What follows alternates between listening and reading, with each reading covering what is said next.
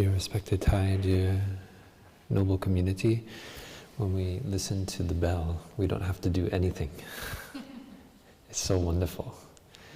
Even if you're sitting here and you're giving the talk, you just enjoy your breathing. I just enjoy my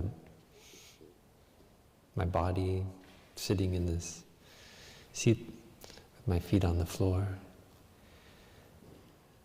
I'm aware of some joy, some warmth in my body. I'm alive. And that's enough. And so when we come to the monastery and we hear bells here and bells there, sometimes it can feel like, why, what's with all these bells? I just want to continue this conversation. I just want to keep eating my food.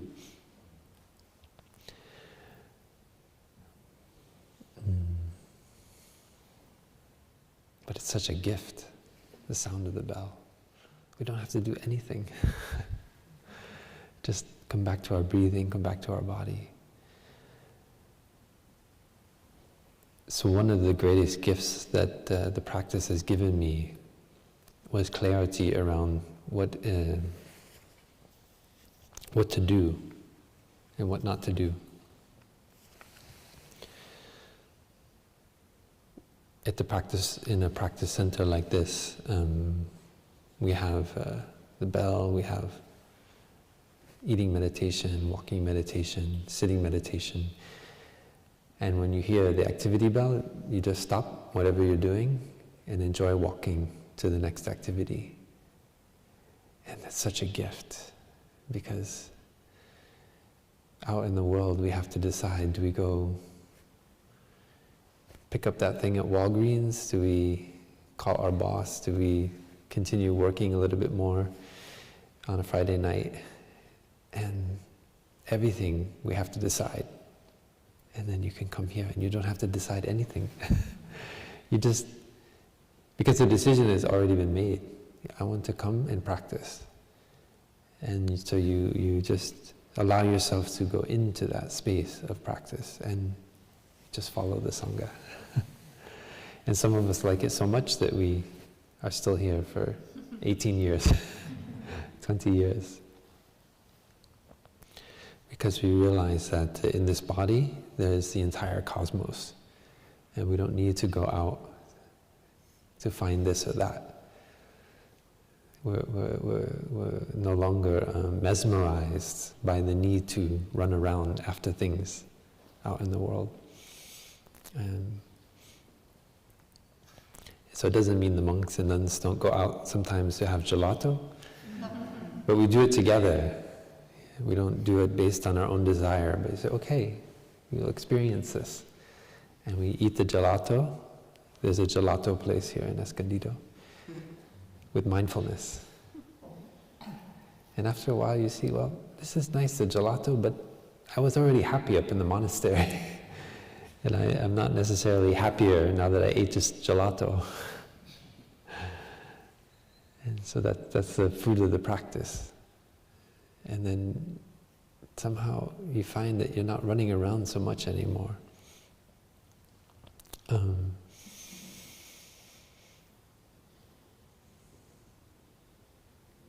During sitting meditation in the morning, no one has the right to interrupt you with something to do, or an email, or a notification on your phone. How many other situations do you have like that in your life? No one has the right to interrupt you during sitting meditations. 45 minutes without interruption. Just your own mind and your own body with the collective support of the Sangha. It's so wonderful. So in the monastery we practice to, it's like switching off notifications and switching on life. actually we're being notified all the time about what we need to do, but we think that what our phone says is more important than what our breathing is telling us, or what our heartbeat is telling us. But by going deeply into walking, into sitting, we come back to the original notifications, the important notifications. Like when a feeling of anger arises. That's a notification. And if you are just caught in browsing or surfing the internet or watching videos one after another, you might miss that notification. So you've turned on your email notifications, but you've turned off the most important notification, which is what's going on in your mind, in your own body. And so that's what we're trying to cultivate. So we're a kind of, you could say we want to become a tech giant about, Deer Park is a tech giant of notifications inside. It means how to make use of our capacity to understand our own mind.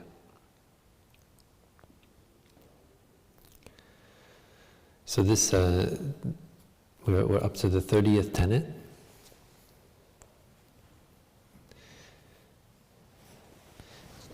And it's about notifications.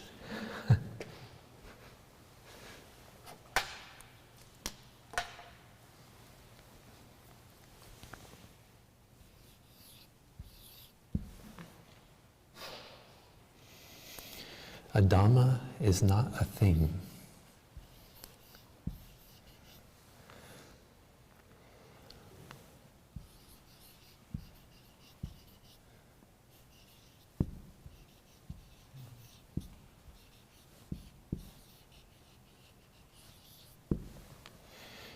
An entity.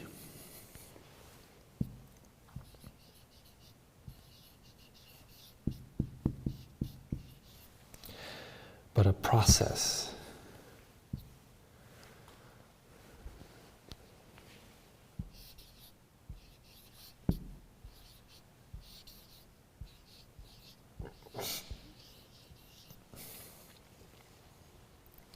An event.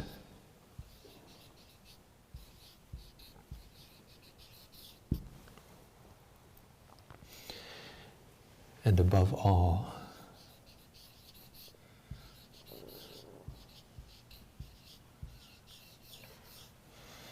an object of mind.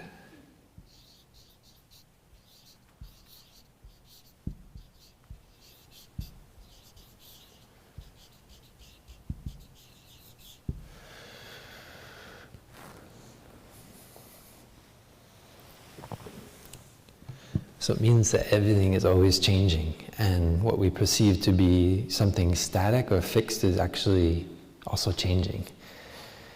So even when we look deeply into material things, we see that they're mostly made up of space. And if we take all the atoms in a table and we take out the space, we only have something smaller than a sesame seed. That is protons, neutrons, electrons. It's actually the relationship between them which creates the physical thing we experience as a table. So that table is not a static thing, it is a process going on. And what's more, a Dharma is actually dependent on both the perceiver and the perceived. So I shared already about how subject and object arise at the same time. So it's like we have a circle, which is a whole thing, and as soon as we draw a line through the circle, we create two halves of the circle. They arise at the same time. You cannot have one half of the circle and then still the whole circle. You see? As soon as we draw the line, then we have a left and a right half. So the same is true of subject and object. When we experience something, any kind of phenomenon, it is not only the orchid or the table or Brother Min An, but it is the relationship between the subject and object which arise simultaneously. So in this case, consciousness arises due to the contact of the photons that are bouncing off of Brother Min An's hoodie and glasses and face and coming in contact with my eye. So we have the object, which is Brother Min An, or more precisely the photons that are bouncing off of Brother Min An, which gives the form of one entity, right? And then there's my eye, and that eye is coming in contact with those photons, which is kind of notification that Brother Min An is there. And so that's the eye consciousness of the form. And even to get to the point where I think Brother Min An, I need to have right, my experience of what he looks like. So there's the mind that's involved. So it's not only eye consciousness, but also mind consciousness. There are seeds in the past. I recognize Brother Min An, but I might be, sometimes there's a few brothers that, there's one German brother in Plum Village, and people come up to him all the time and say, "That was a wonderful Dharma talk. It was so excellent." He's a novice. He doesn't give Dharma talks. But because they perceive it's Brother Phap Luu. Or sometimes they say, "Oh, your Dharma talk really was horrible." No, they don't say that. I'm joking. But it happened because we look alike. And so whatever representation that's there in people's brain, when they perceive the person giving the talk and they see him and they think, "Oh, it's Brother Phap Luu." And so we'd say it's a mistake, but it's actually illustrating the process which is always going on, which is that the Dhamma is not a thing itself, it's not an entity, it's a process. It's a process of perceiver and perceived. So what we call, so when the Dhamma arises, there has to be the perceiver. So the Dhamma is another way of talking about the object of mind. And so in this case, it's the mind, which is the subject. So when I think orchid, I have all these past experiences of an orchid, and I try my best using a kind of rough and ready set of perceptions, neural firings in my consciousness to kind of narrow in on what is orchid. And it turns out that the way that I do that is by determining what is not orchid. So this is a great contribution of Buddhist logic to world history and philosophy. Apoha. It means exclusion. Dignaga, a Buddhist philosopher and logician from, I think, 3rd, 4th century in India. He contributed this insight. He said, he was talking about a cow, right? So how do we know something we can call it cow? Well, we do it by a process of elimination of everything that is not cow. So if we cannot say that thing is, we can say it's not a rabbit, it's not a piece of grass, it's not a fire, it's not everything except a cow. And so that is how we know it is a cow. Usually we think the other way around. We think, okay, a cow makes a sound moo, it has a certain shape, it's brown or white, there are certain characteristics. But what he's saying is actually the process of our mind, works by elimination. We are discriminating all the time, but those things that are not, in this case, not orchid. So I can see the chamise, which is put together with the orchid, very beautifully, actually. Isn't this a beautiful arrangement? And here there's a kind of parasite. I don't know what it's called. Actually, I'm not sure. Is this chamise? It looks like the chamise that grows around Deer Park.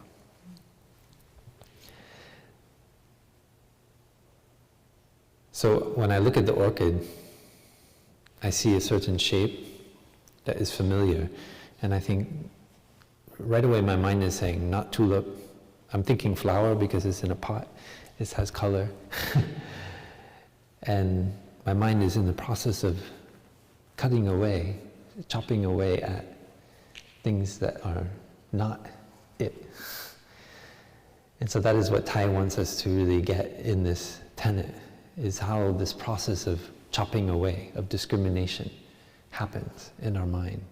How do we break up a coherent experience of reality into fragments and then get stuck on those fragments? This is where most of our suffering comes from. We break up reality into fragments. So this is why the Buddha talked about vijnana. It's not as clear in the English version, in the English word consciousness. So the technical term vijnana is very clear. It means that you can translate it as jna is to know, and vi means that you divide, you cut. So it's like a divided knowing. So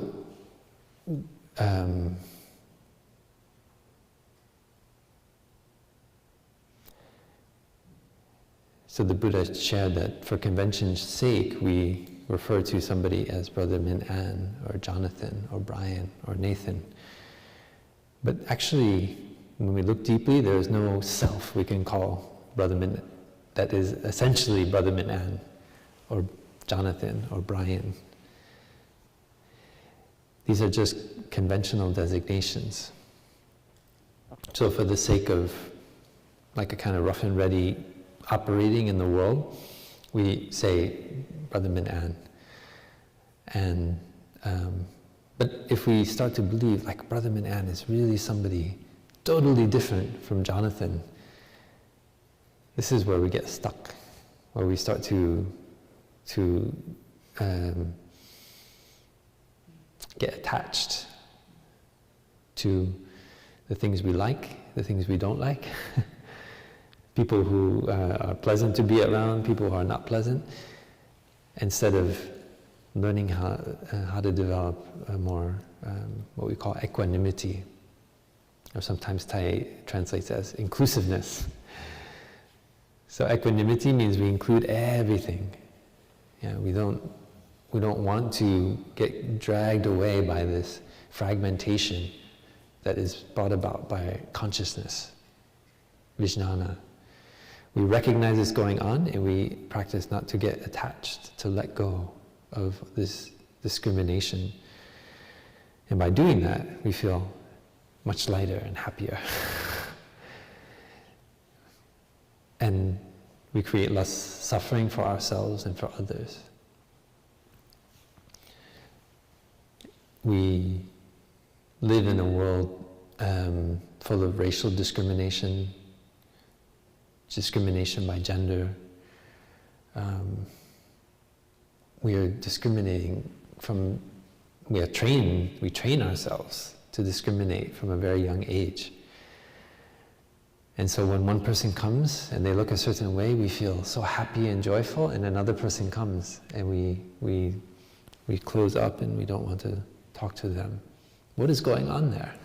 That's vijnana. You say, this is not somebody I want to talk to. This is not somebody I want to be around. Yeah, it's like apoha. We exclude. And in doing that, we cause so much pain and suffering.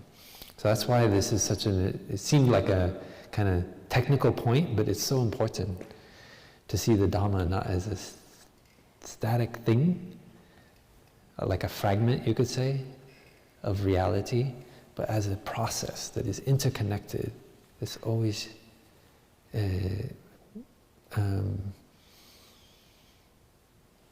interconnected,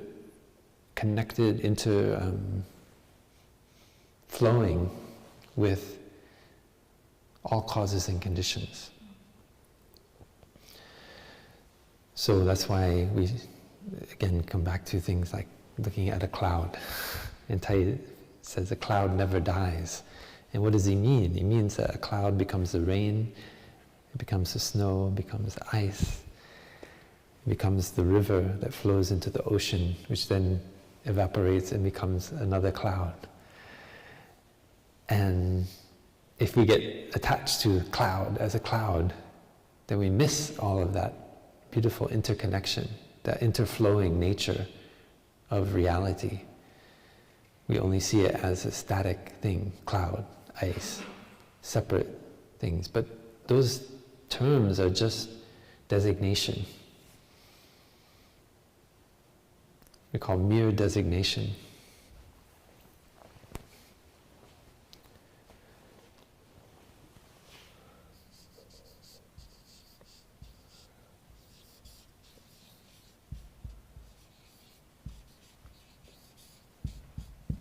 It's nothing difficult to understand. But we need to practice to see things in that way, to not get caught in names and signs and forms and all these kinds of notifications, signals, and see them as inherently something separate from something else. But rather to always see that they are interconnected with all things, which includes our experience of perceiving as subject and object.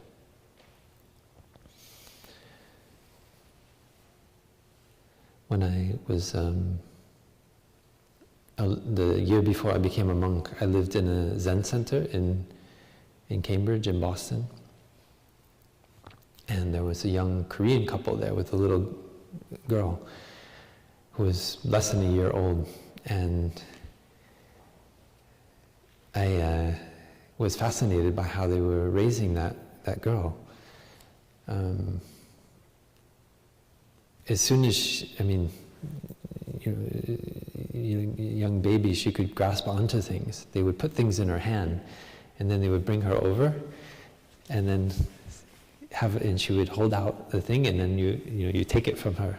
They say, "Oh, give it to," my name was Doug then, "give it to Doug," or "give it to," and I was fascinated because I had seen many, and I think I had experienced, although I don't remember, but I'd seen the way some others in my family had raised children, and you kind of have the baby there in the chair, and they just have their hands out, and then they go, start crying, and then you give them something, and then and then maybe 5 minutes later, and then you give them something else. And I thought there's something quite profound here in the way that this couple living in the Zen center were like from the very youngest age, like training this little girl to give. Like when she gets something in her hand, she's trained right away to give it to somebody else. And then when she started walking, then she would walk around and she would always be coming up. and then when you take it, and then she and then she would run back to her mom, And it's so beautiful. But it really touched me profoundly, and I thought, my goodness, like how do we train ourselves? Do we see ourselves as just a process? As you give me this, I pass it on to you. I'm just part of a process. Or do we see ourselves as accumulating, as a self, as like, this is me, this is mine, this is myself. Don't take away my rattle. If you do, you see? So sometimes we have to look honestly in ourselves and see, is that baby in there crying because somebody took your rattle?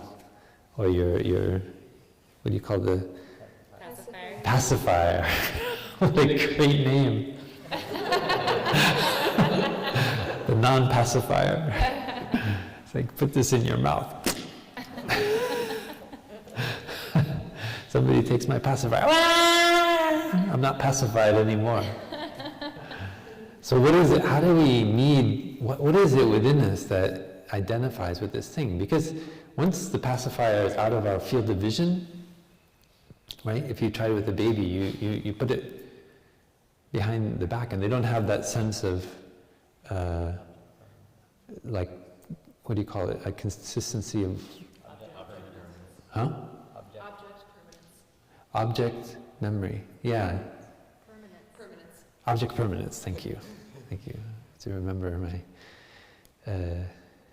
Piaget.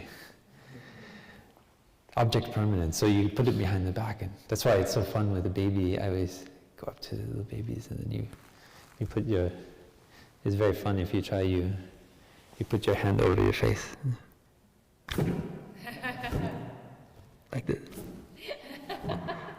And because when you cover your face, it's like you disappear.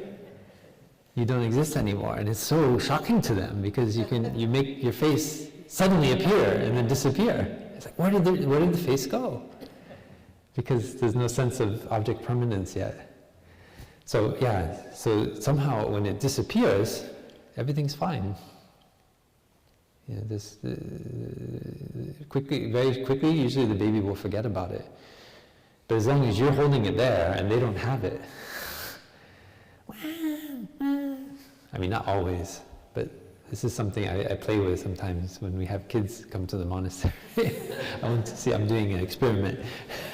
I want to see this, how is it at a very young age do we develop this sense of me, mine, myself?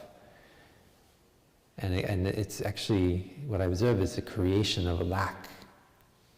So if the thing is not there, then there's no lacking. But if it's there and we don't have it, there's a lacking, right? So this is the root of like jealousy and envy. It's like, he's got it. Before I was fine, I was totally happy, but suddenly he comes and he's got that cool shirt or that cool car. And then, before I didn't think anything about getting a car, but suddenly I see that guy and he looks so cool. He's got a nice car. And I saw that woman talking to him. I think I should get a car like that. You see, so it creates a lack. So this is like an area of inquiry for us as practitioners. In what way do we want to create a static, a Dharma that we can take as our own, when actually we see that observing and the observed, they arise at the same time. It's only a manifestation of our consciousness. Maybe we can listen to the sound of the bell.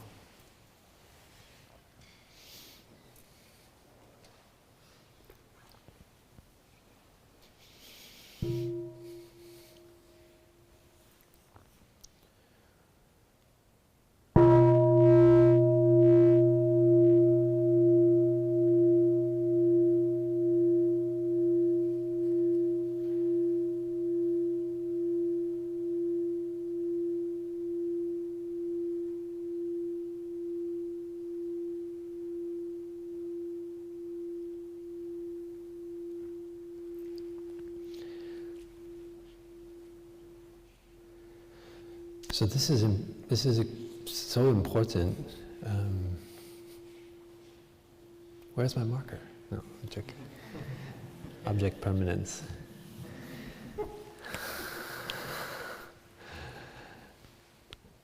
So this is so important because basically every moment of our life is only this, the arising of a subject and object. whether through our eye, our ear, our nose, tongue, body, or mind, we are this perceiver, and the perceived is arising in rapid fire at every moment. Even as I stand here and I look at my eyes kind of cast around, I see different faces, some with masks, some without, some sitting on chairs, some sitting on cushions. I see the bamboo floor. Like this, I'm just giving a tiny, tiny little bit of what I'm just experiencing, only in visual consciousness, let alone what I'm hearing, what I'm smelling, tasting in my mouth, and so forth. So actually, this perceiver and perceived is arising all the time. So, as I shared, dependent on the sense object, and contact between them,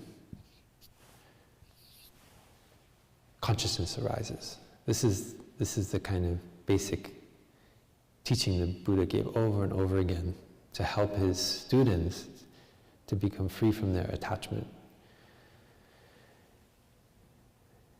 And because we think we are a self, that this subject that arises in an instant simultaneously with the object, because we start to the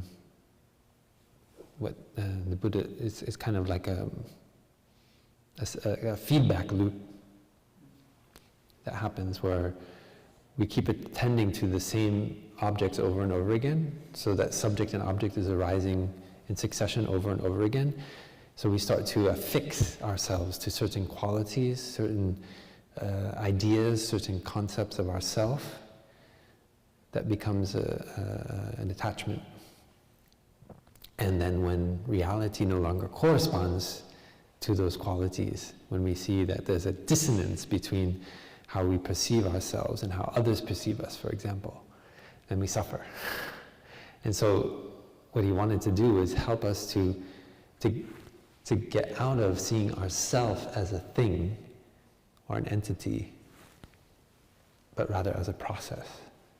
So the teaching on the 5 skandhas is to help us to flow. So Thai often talk the skandhas as the rivers, right? Or streams flowing.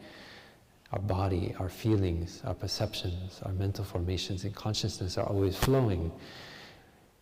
We suffer because we try to grasp onto them. We treat them like a fixed entity that we want to hold on to. But just like we know, if we try to grab at a river, the water just flows right through our fingers. So what we're left with is only the grasping. There's actually nothing that we can grasp onto because everything is impermanent. And even if I pick up this book and I say, this is mine, and I hold on to it, but actually it's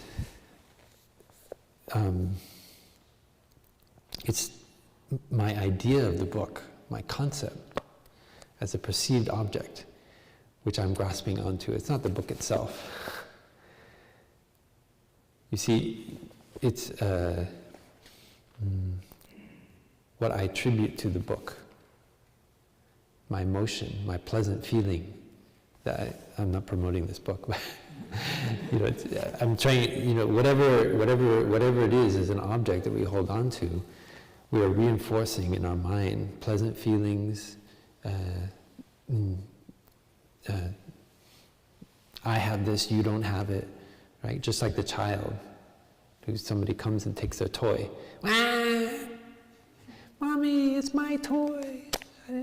Why did you take it? But it's mine. That kind of mentality is crying inside of us. But it's just an idea. It's not something in that toy itself.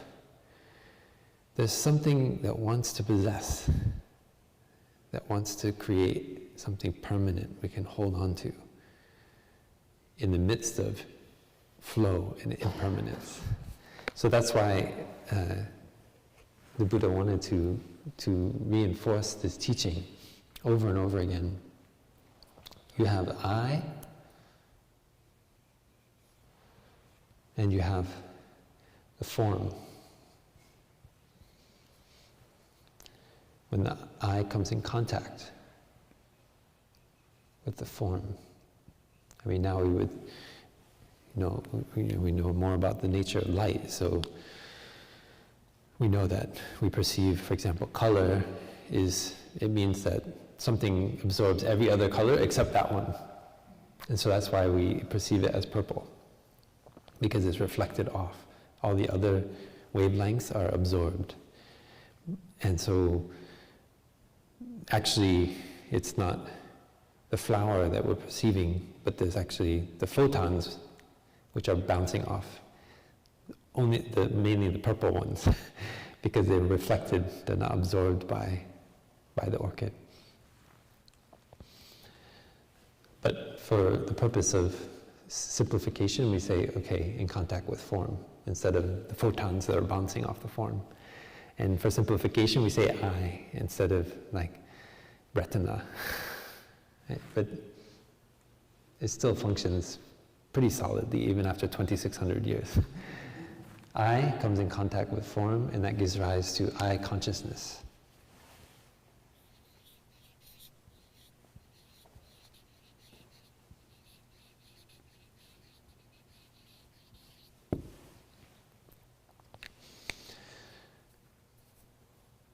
So when the Buddha taught about this is because that is, this comes to be because that comes to be, one of the primary things he wanted us to see was this process going on. And so last class I mentioned the cinematographic nature of consciousness. So we can compare to like the old reel on a film roll, right? Film reel, and you have many static photos, but when you turn the reel and you run the film over a light and project it onto a screen, it gives the appearance of movement, of a moving object. But actually it's just made of a succession of instants. So meditation helps us to directly perceive those instants of consciousness and see that what we perceive as a kind of a gradual continuum is actually choppy instances of our eye, ear, nose, tongue, body, mind coming in contact with form, sound, smell, taste, touch, and so forth, giving rise to eye, ear, nose, tongue consciousness, mind and body consciousness. And so the whole of that we call the 18 dhatu, the 18 realms.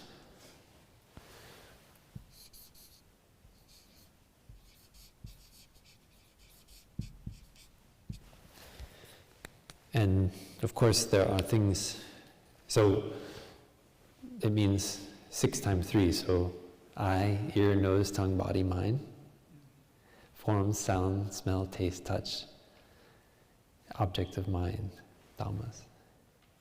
That's 12. And then eye consciousness, ear consciousness, nose consciousness, tongue. So these 3 times 6 is the whole of perceived reality. And that's good enough for the purpose of our happiness. Remember, Buddhism is not for the sake of ontology, of kind of describing how things are, but it's for the sake of helping us to become free from our suffering. So of course we know that there are other senses, like there's our sense of balance, which doesn't fit exactly into eye, ear, nose, tongue, body, mind. We have a sense of proprioception, so the body in space, which is not necessarily to do with a touch, right? But it's a sense that we have of where our body is in space. But for the sake of our suffering and happiness, these 6 are the most relevant. So that's why the Buddha trained his students to recognize how eye comes in contact with form. And that gives rise to eye consciousness. And that consciousness is not just neutral, but it can have it usually has some kind of tone. You see that form and you perceive it as pleasant, but what's actually happening is this contact between the I and form, and it's the I consciousness, which then stimulates a perception and a feeling.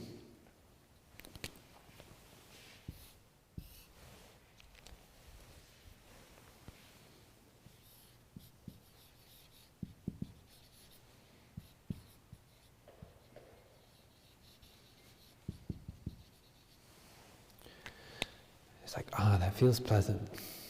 That's a good feeling. And you might think, it's chocolate. So you see, your eye spots the chocolate bar, and already this is taking on a story in your mind. Like, maybe I'll go up, I see Brother Minan has a chocolate bar. What if I just went up and asked how his family is doing? Or, his sister. But my mind is caught in the chocolate bar, right? And I stand there for like a few minutes and say, is he going to offer me that piece of chocolate? You see, so the pleasant feeling that I had in the past of eating chocolate is, I want that pleasant feeling. And I perceive chocolate. I see chocolate, right? So then becomes a volition.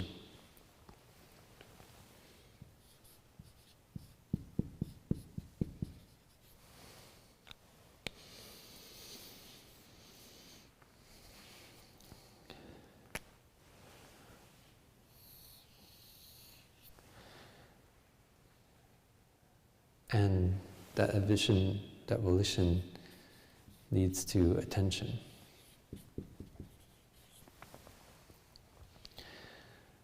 So we have the 18 dhatu, the I, the sense object, or Dhamma, Dhamma is specifically object of mind. So we have the sense object, and we have the consciousness associated with that sense. So that makes the dhatus. And then what we call the universal mental formations. Contact, attention, feeling,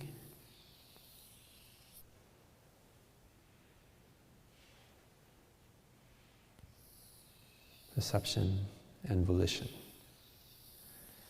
And these are called universal mental formations because for a moment of consciousness to arise, they always need to be present. So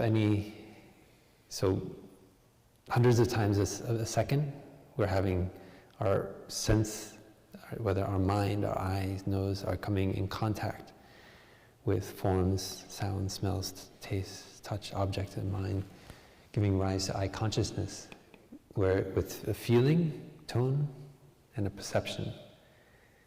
And that perception drives our volition. We perceive this, it feels good, we want to get closer to it. We perceive that, we want to get away, it's unpleasant.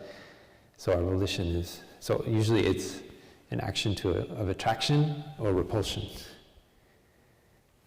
And that drives further attention, which then brings us back here. You see? So then we want to continue to, like I say, with the example, Brother Minan's got a chocolate bar. So then I think, I don't want to seem too impolite and just come up, give me a piece of chocolate. I mean, maybe if I'm more direct, maybe he would appreciate it. Say, give me a piece of chocolate. But no, I was like, no.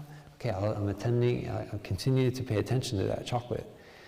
But I'll start talking about, your sister came on the retreat, the holiday retreat. Did she have a good time? Oh yeah, it's so great. And he's got a pleasant feeling. Brother Phap Luu is asking about my, me, and it's meaningful for me. And then it's like, did she give you that chocolate bar? Oh, well, yeah, but gosh, that's right, she did. Would you like a piece? Maybe then we keep talking, and like, gosh, when is he going to offer me a piece of chocolate? So we have this kind of volition which is operating in the background, and sometimes we're not even aware of it. But it's throughout the day, it's constantly arising in different social situations, in a relation, when we go to everything. That's why they call it universal mental formations. Sarvatraga in Sanskrit.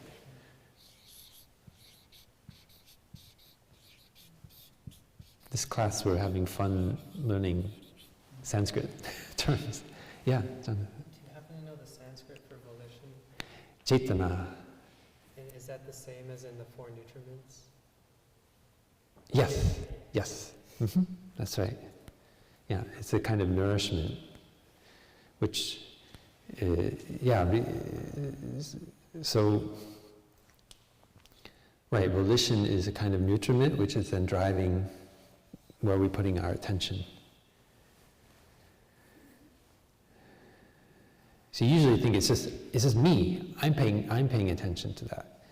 But you see, what we're learning when we go deeply into non-self is that these are just processes that are going on, and that's great because then you can change it. You can say, like, look, I don't want to follow that volition.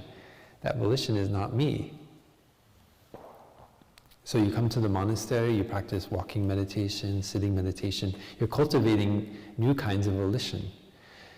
You're having pleasant feelings, sitting, breathing mindfully, eating mindfully. So, this is the insight the Buddha had, because he tried a path of trying to starve himself, to try to emaciate his body, of extreme asceticism. And he found out that it didn't help him to transform his mind. It didn't help him to transform suffering. So then he started eating regular food again. And the other monks that were there with him, they thought he'd lost the path. But he said, no, it's a body, if my body is emaciated, how can I transform my mind? He had that insight after trying really extreme forms of asceticism. He said, no, I need to take care of my body in order to let go of my attachments. So, that is what we continue until today in a Buddhist practice center. We don't try to starve you or make you, we don't try to take a violent approach to transforming our mind. We want you to have a pleasant experience of eating meditation. Enjoy your food. But you practice, but it's designed in such a way so that you become less attached to the food. And you learn to like just about whatever food. Because when you eat it mindfully, almost any kind of food can be healthy. It's mainly the problem is our attachment. We're eating the food and we're not even aware we're eating it. So we eat more than we need to. Or we eat foods that just give us some pleasure on our tongue, but not in our stomach. So mindfulness helps us to see the whole process, all the way from it comes in our mouth till it comes out. And we see, like, how does that food affect my body? And we change the way. So we're changing our volition. So we're cultivating, Tai often said, we're taking what normally we experience as neutral feelings and moving them into the realm of pleasant feelings. So just, for example, sitting on a cushion, it's a neutral feeling. If we have been all day on our feet, then it's very pleasant to sit on the cushion, but mostly we experience it as a neutral feeling. But with going deeply into sitting meditation, breathing, it becomes a pleasant sensation. That neutral feeling, we want to sit on the cushion. We want to get up in the morning and sit before we do anything, before we pick up our phone, before we have a conversation.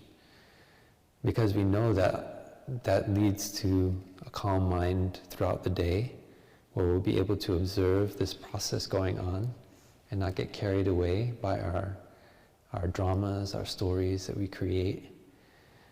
Because this operates not only at the level of external phenomena, but in our mind as well. There are neural pathways which we've traced through our mind, through our dreams, through our past experiences, which create stories.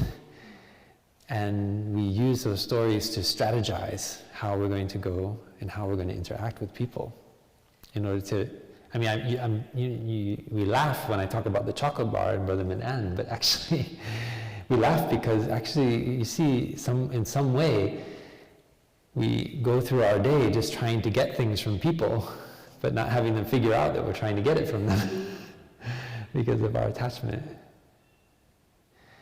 And so that's why it's so pleasant to be around somebody who practices meditation, because they're aware of that and they realize that that's not going to bring me happiness, getting those things. That what will bring me happiness is coming inward, understanding this process.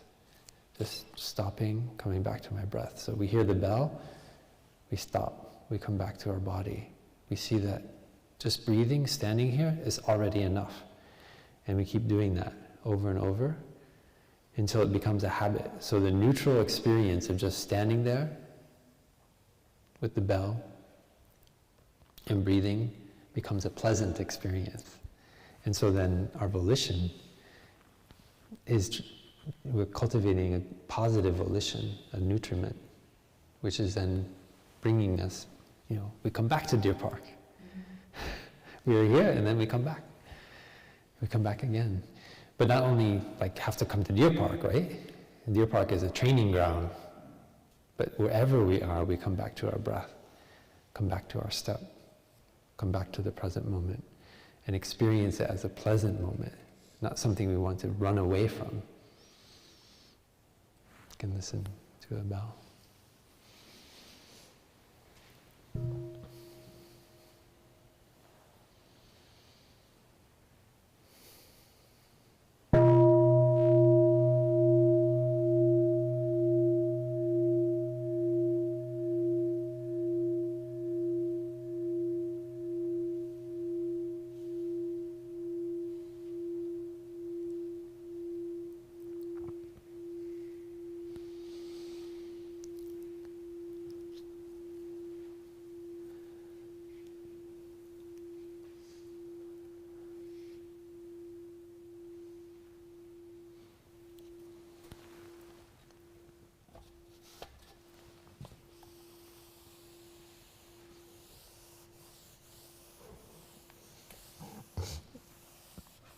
So there's a very famous text by a Buddhist master called Vasubandhu,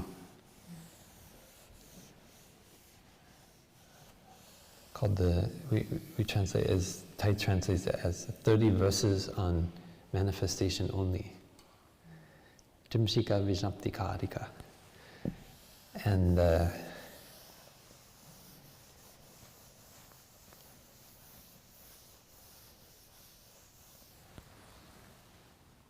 it's a text that, one of the texts which is very frequently memorized by practitioners in order to help us to go deeply into this teaching on the simultaneous arising of subject and object.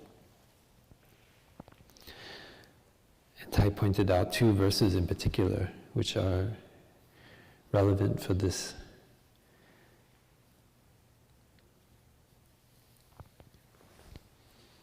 Tenet.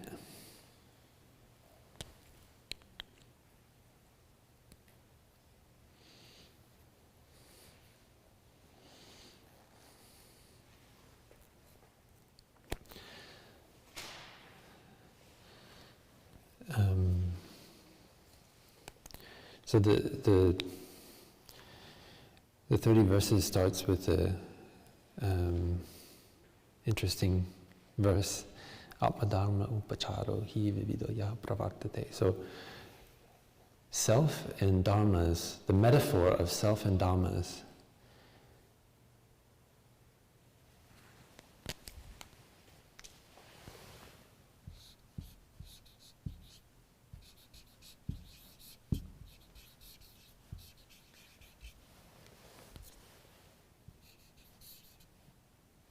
are metaphors of self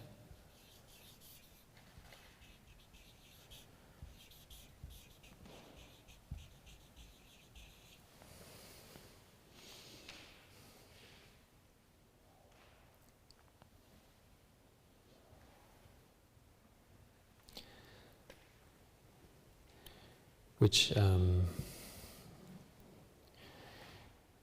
so self, the metaphors of self and Dharma, it means, subject, object. Dharmas are objects. Self is what we perceive as the subject, the perceiver and perceived. Upachara is another word for conventional designation. Here I say metaphor, but the conventional designations of self and dharmas. So it means that function, or that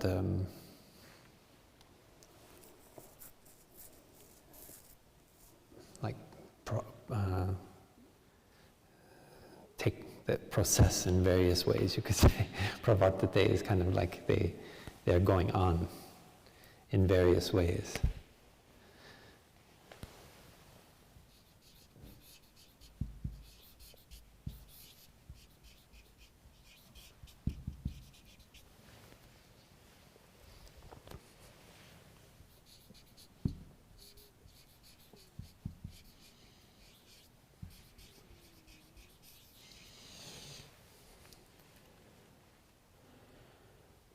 Vijnana Parinamo. So those, they are merely transformations of consciousness. Or they take place, you could say, Vijnani Parinamo. They take place in the transformations of consciousness. So they are just like a magic show. In the Diamond Sutra, the Buddha taught that all things, all phenomena are like a flash of lightning, the froth on the water, or a magic show. To help us to see the insubstantiality of what we perceive as solid material things. They're only taking place in what Vasubandhu called the transformation, Parinamo, of consciousness.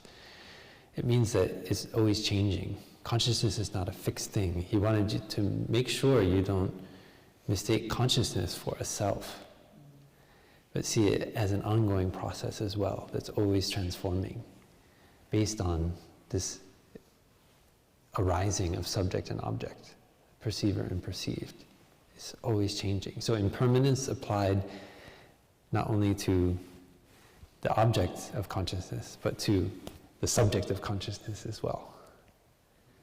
So non-self is applying impermanence to the subject, what we perceive as a subject, and seeing that there's only a perceiver when there's something that is perceived. You can't have the perceiver without the perceived. They arise simultaneously. So the metaphors of self and dhammas, which function in various ways, you could say come from or take place in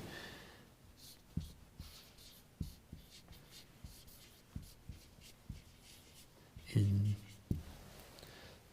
transformation of consciousness.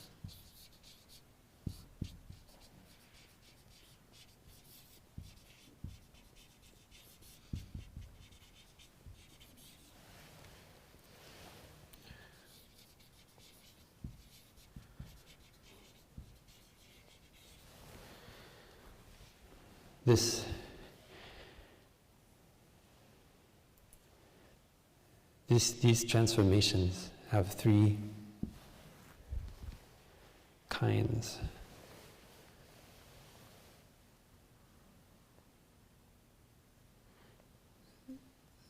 The transformation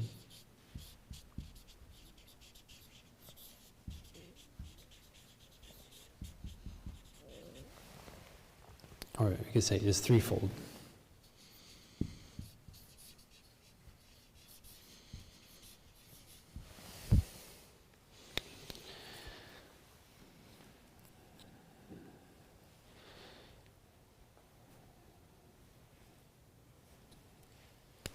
So just like we have the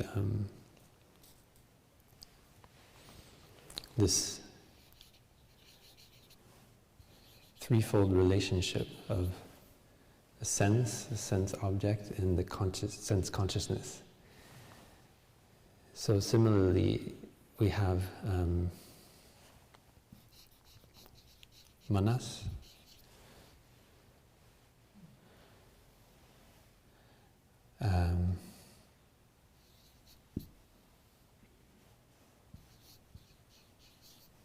what we call the alaya, or store consciousness.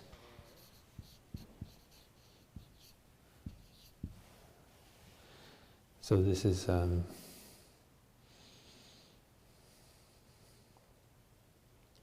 can say mind, but it's specifically the quality of mind which is always grasping at something. Tai called it the lover, because it falls in love with its object, which is store consciousness. It always reaching out to grasp at what it perceives to be a self in store consciousness. So it's creating the illusion of a self constantly. It's like sometimes they call it the eye maker. Aham kara in Sanskrit. Aham is I, and kara is to do, to make. The eye maker. So, in the store consciousness is all phenomena, all we say the latency, tendencies which are there in the present moment, not only within our individual consciousness, but within the collective. So store consciousness is very deep. Tai said it's like the surface of the earth, within which there are many seeds. And depending on conditions, certain seeds arise.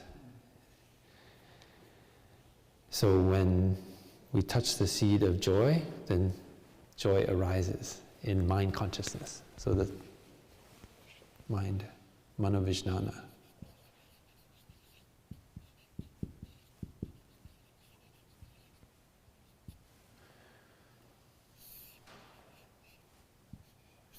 So there's grasping.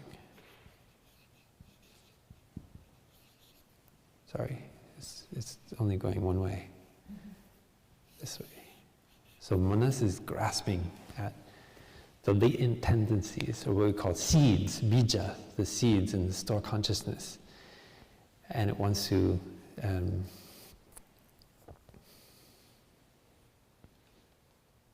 it's deluded by, in love, we can call it the lover. It's in love with what it finds in store consciousness. It wants to take it as its own. And so it's creating what I said, like this feedback loop, where it's just like constantly grasping at, for example, we want to be beautiful, we want to be happy, and we all have the seeds of happiness, and we have an idea deep in our consciousness of what is beauty, and we want to apply that to ourselves.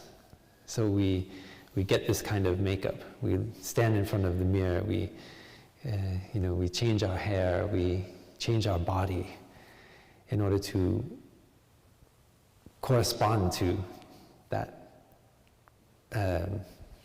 delusional image which manas has created in its attempts to grasp at store consciousness, at these latent tendencies. So it doesn't grasp at happiness itself, but it kind of skims the surface. It's like it's always just getting at the surface. And so that's why we suffer so much, because we have a wrong perception. We think it's real beauty, real happiness, but it's actually just grasping at, scratching away at the surface of beauty, of true happiness, which cannot be held onto. Right? Because it's a process, it's an event, it's not a thing. But manas treats it like a thing. Just like the baby, my rattle, wants to hold on to it. And so this gives rise to mana vijnana, this grasping at the object. So this is what the first verse of the 30 verses is talking about.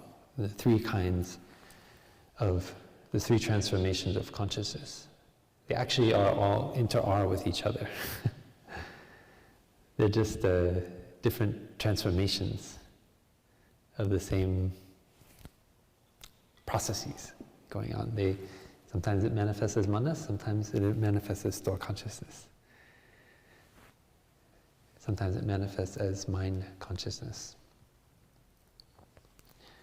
But I find this helps to understand what is a very deep teaching on these three three transformations of consciousness in our mind, because sometimes it's difficult. Sometimes they're taught as the 8 consciousnesses, right? You have eye consciousness, ear consciousness, nose, tongue, body, and then mind consciousness, manas and alaya as 8. But I personally find it simpler just to present it in the way Vasubandhu taught, as this threefold transformation of consciousness. So the main thing is that manas is creating self and dhammas as things, and these are functioning in various ways. They're like proliferating throughout our consciousness, so we're constantly assailed by these objects of mind. So when our mind is just so distracted, we're here, we're there, we're multitasking, as human beings we can only do one thing at a time, but we still believe that when we fill our mind with things that we're multitasking. So it's this vast proliferation of perceiver and perceived in the different senses, which is just crowding our mind and confusing us. So that's why in the monastery we try to reduce the sensory input so that we can just come back to our body, come back to our breathing, so we can actually reduce this functioning, this proliferation of the conventional designation of endless notifications. So it's easy to shut off notifications on your phone, but can you shut off notifications in the self, in Dharma, your ideas, your concepts in your mind? That is the mark of a practitioner. If you can practice walking meditation, say, I just come back to my step, come back to my breathing. That's a training to help turn down the volume of all this drama, of imagined scenarios, imagined situations, the feelings, the perceptions that we want to, that are driving our volition. We bring down the volume so that we can just enjoy the present moment. That's enough. And the more that we can do that, the more that we establish sovereignty. We're no longer carried away or victim of our perceptions. And it's literally, Tai talked about it as sovereignty. We need to re-establish sovereignty. It doesn't mean we are cut off. It becomes, we understand our mind, so we're no longer carried away. We're no longer a victim of our thoughts, our perceptions. And that is how that's one way to describe a Buddha. He is no longer a victim of his perceptions because he understands that his suffering is mostly imagined.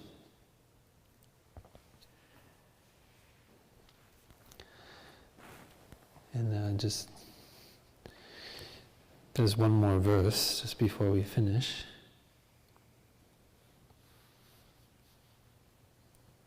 The 17th, this is the first verse of Vasubandhu. It's okay, I erase.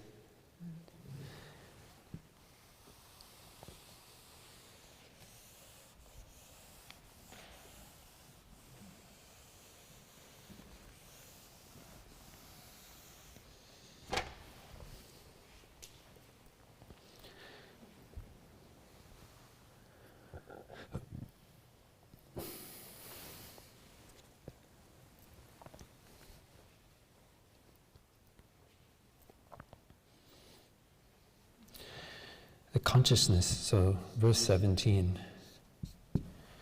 The consciousnesses develop.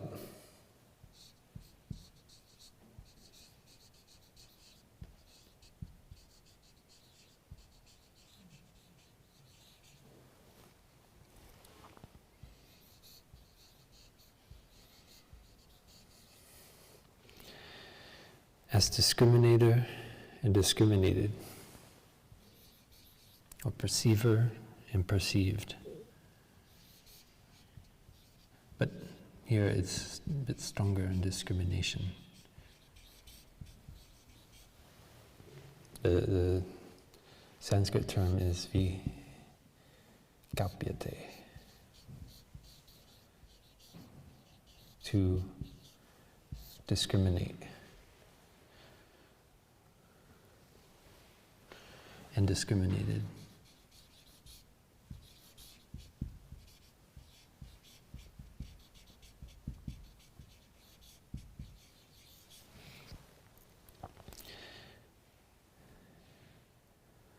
Tinatanasti, it means these don't exist. They don't really exist.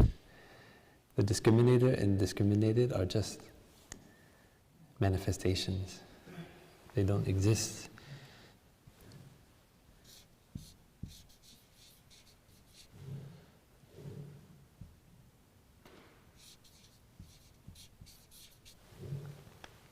These both, it means self and dharmas. The discriminator, the self, the subject, and what is observed. These both are not real. They're like a magic show.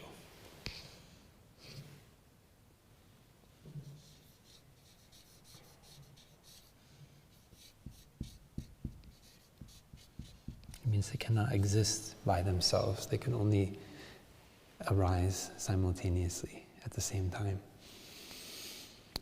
And everything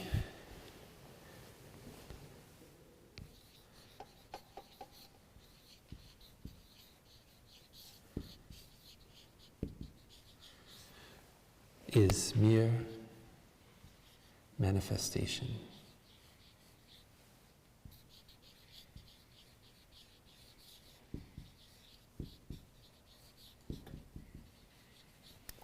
Vishnapti Matra, which we learned last class. It means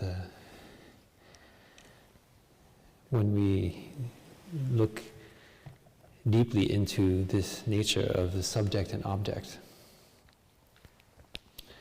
we see that what drives our volition is just like a magic show.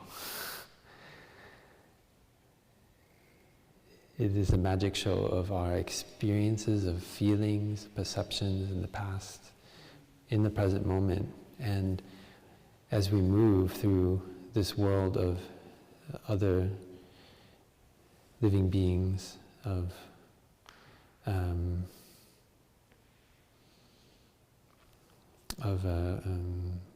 community, society, we're more properly moving amongst our own feelings and perceptions. And that is a source of in not understanding that is a source of so much suffering. So we attribute certain feelings to certain people. They're pleasant to be with, we want to be close to them. And others, because of the way they dress, because of the color of the skin, the way they talk, the way they smell, we want to get away from them, be separated. So it's all at the level of feeling and perception. It's mere manifestation. And so the freedom from that grasping at pleasant feelings or pushing away unpleasant feelings is a real freedom, a real awakening, because we feel sovereign again in our body and mind. We don't need to run away from our fear anymore. Because our fear is a full citizen in our mind consciousness. And we don't have to put fear at the steering wheel, right? And run away. We can say, fear, I know you're there, but I want you to just sit in the back seat and not drive. You're not going to drive the car anymore. A couple of years ago, I had a chance to meet the writer Elizabeth Gilbert, and she used that metaphor. I really like it. She was giving a talk, and then she said, "Oh, it's okay, fear you're there, but I'm not going to let you drive. It's not safe for you to drive. So you can sit in the back seat, but you don't want to throw fear out of the car, because fear is part of our consciousness, just like anger and so forth. Learning about our mind is to recognize those aspects. Now we call it, it's popular to call it the shadow side, right? Your fear, your anger, your sexual desire, all these things. Okay.